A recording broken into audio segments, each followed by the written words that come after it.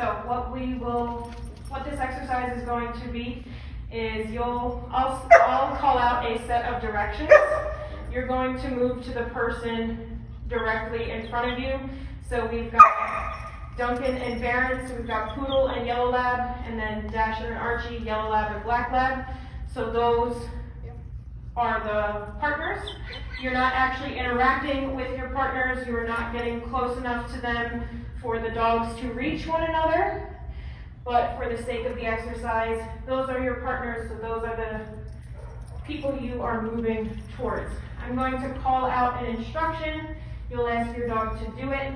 If I call out an instruction and you think my dog is going to lunge at the other dog, or they're going to pull, or they're going to start barking, or this just isn't going to work for them, you don't have to do it.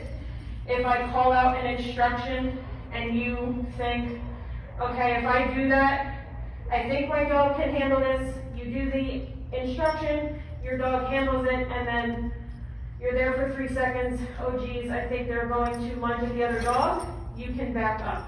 So you're not glued to the spot that I put you in. If you need to move because the dog needs a break, you're allowed to do that. Any questions on what we are doing? Okay, so let's start out nice and simple. Ask your dog to lie down. You can use a hand lure if you need to. This doesn't need to be a verbal only.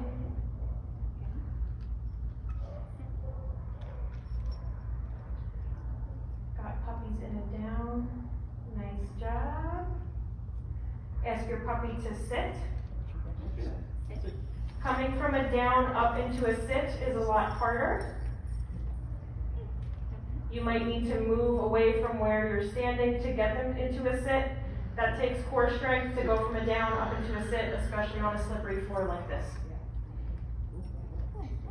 When I say go, you'll take 2 steps towards your partner, reward your dog as you move, come to a stop, continue to reward your dog for checking in with you. If they're watching the other dog but they're not moving, they're just standing there watching, that's acceptable. You can reward them for being appropriate.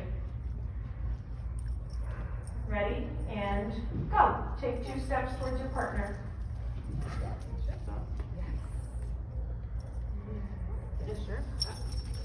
Nice job.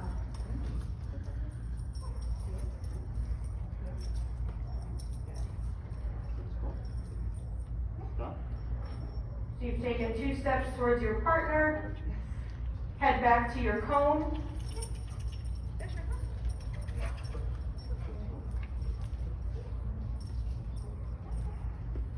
Nice job.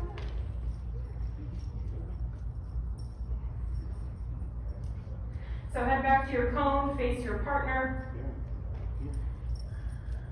Tell your foster puppy to wait. You take 2 steps forward, then call them into a heel.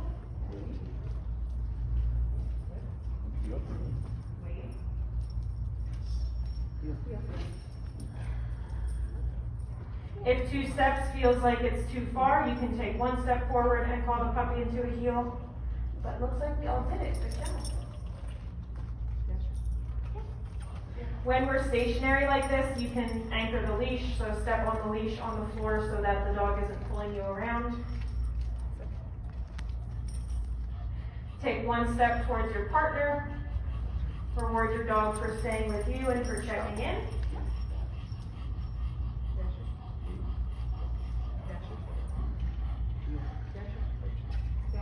We gotta save Tristan over here. Oh, good boy. I see you did it. You're a good dog. Nice job. Head back to your cone. Give the dogs a breather. Just let them hang out.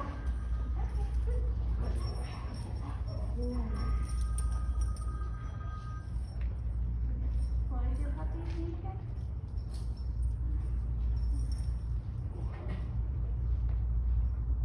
Tristan. No. Thanks. Yes, good. Okay.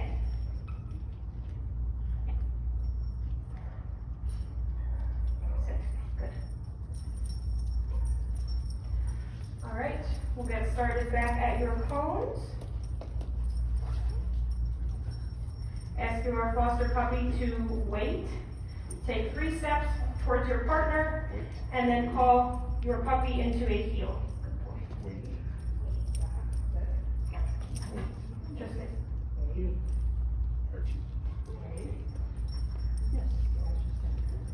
Nice.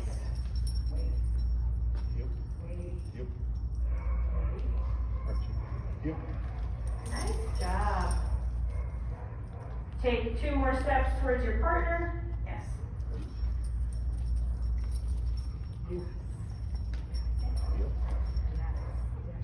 After you come to a halt, puppy can be in a sit, down, or stand. If they are really interested in the dog across from them, you can take a couple steps forward. There you go. Good job. Nice. Everybody head back to your cones. Everybody head back to your cones. Give puppies a breather. Yes, good boy.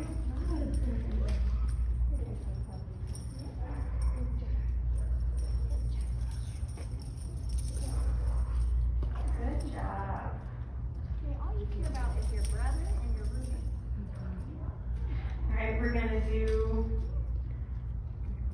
2 more things, and then we'll end this exercise.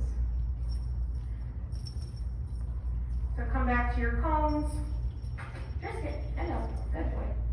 Take 4 steps towards your partner. Come to a stop and stay there with your foster puppy. Reward them for checking in with you. Reward them for being appropriate.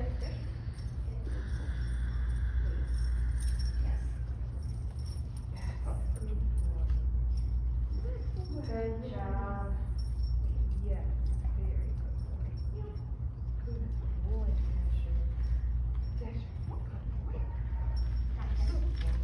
Good boy. Good recovery. Yep, good job. Nice. Ask your puppy to sit. Look up at your partner and wave at them when you've got control of the dog.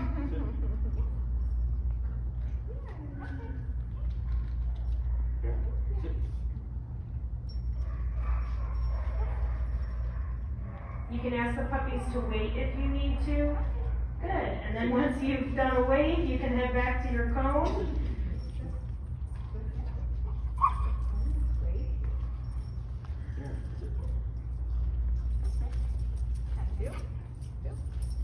Good job. Nice.